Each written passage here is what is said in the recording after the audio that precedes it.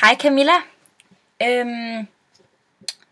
Ja, som du kan se her på min første side i Inspire, så er der en linear graf, eller en linear funktion, som jeg skal finde hældningskoefficienten for. Og ligesom det er med alle andre lineare grafer, så er, eller lineare funktioner, så er ligningen y lige med ax plus b, som det også står her. Og jeg lægger ud med at skulle finde a, og jeg benytter mig af metode 3, som lyder følgende: y2 minus y1 divideret med x2 minus x1. Ja, og jeg når så frem til, at a er 4, kan du se her.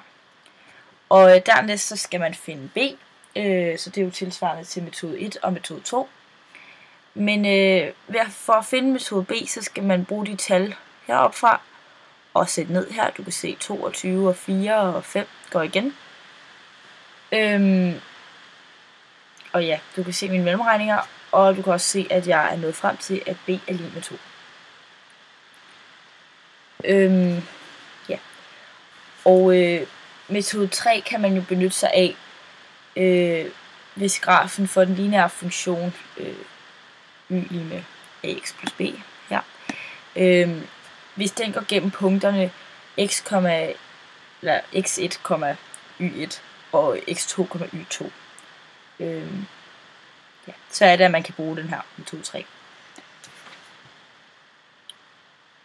Ja, og så her har jeg reduceret nogle ligninger, så jeg kan vise dig, at, eller for at bevise, at metode 3 virker. Ja.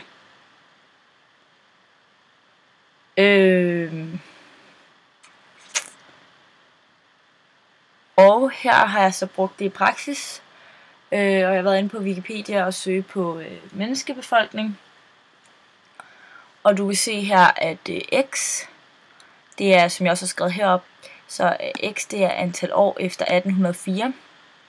Det vil sige, at det her 0, det er 1804. Og der var 1 milliard mennesker. 207 år efter, der er der så 7 milliarder mennesker.